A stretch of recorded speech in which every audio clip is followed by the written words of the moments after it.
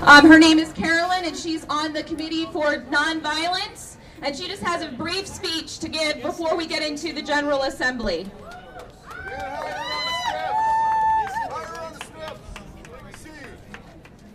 Yes, sir.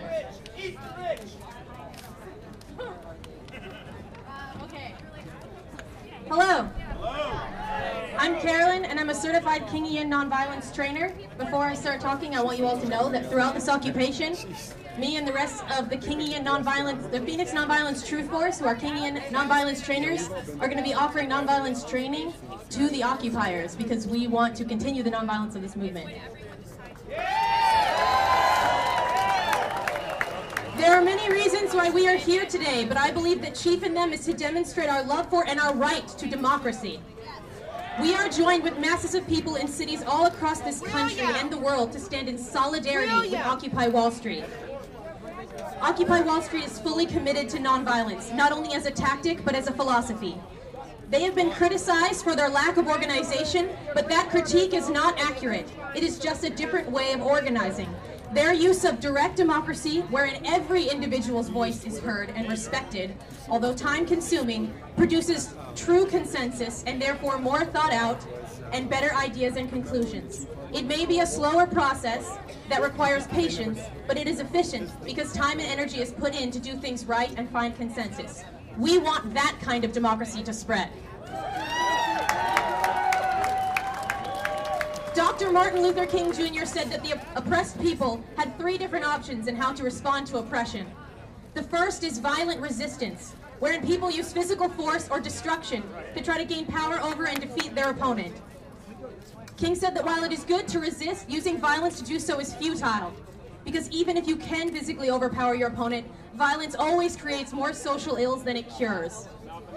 When you use violence, whether physical, verbal, mental, or otherwise, against your opponent, you issue a challenge to them to do the same. This leads to a spiral of destruction where everyone loses. King said it creates bitterness in the survivors and brutality in the destroyers. I don't think that's what we want. The second option is acquiescence or passivity. This is the path of those who do not want to harm others, so they choose not to fight. But they also choose not to resist. Many people today choose ignorance over the pain of the helplessness they feel when confronted with the existing inequality and corruption. King believed this option was just as bad as violence because he said, non-cooperation with evil is as much a moral obligation as is cooperation with good. The third option is nonviolent resistance. In nonviolent resistance, we take from violent resistance the energy to create change. And from passivity, we take the desire to not do harm. By driving for change but avoiding destruction, we gain the ability to transform our rage into a constructive and creative force. In doing so, we sustain our energy and our passion, which is crucial in order to create real and lasting change, and that's why we're here. If we want a just world, then our method to create that world must also be just. Dr. King said that we will never have peace in the world until people realize that the ends are not cut off from the means, because the means represent the ideal and the making, and the end in process. Occupy Wall Street recognizes this. They use democracy in their movement because they want democracy from their movement. Like direct democracy, nonviolence is also a path that takes considerably more time and energy, but it is too efficient in that it always actually solves the problems at hand and involves all the stakeholders. I think we're willing to put in that time and energy. In this way, nonviolence is a sustainable way of creating positive social change as peace. Just as a truly democratic process creates a democratic outcome, nonviolent methods create an outcome that is peaceful and just. Gandhi said, "You cannot get a rose by planting a noxious weed." The term Gandhi used for nonviolence was satyagraha, meaning truth force, soul force, or love force. Nonviolence is grounded in love. When you refuse to hate your enemy, you allow them to see you. You allow them to see you, and you open the door for them to see you, and you can see them.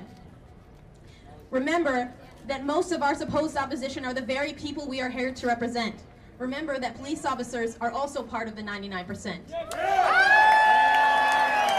We seek to convert, not to defeat, because as Gandhi pointed out, no one is too low that cannot be redeemed. You all are following in the footsteps of nonviolent resistors who have come before us. In fact, towards the end of his life, Dr. King was calling for a movement such as this, one that would merge issues of racism, poverty, and war in nationwide city-paralyzing demonstrations to force the nation to look at the situation. I hope that you also follow in their footsteps and not allow the fear and anger of others to degrade the love inside of you, the love that has given you the courage to stand up for what is right. Remember, as Dr. King said, to keep a tough mind and a tender heart. Nonviolence converts the opponent, but first it transforms those committed to it. And this is only the beginning. Thank you.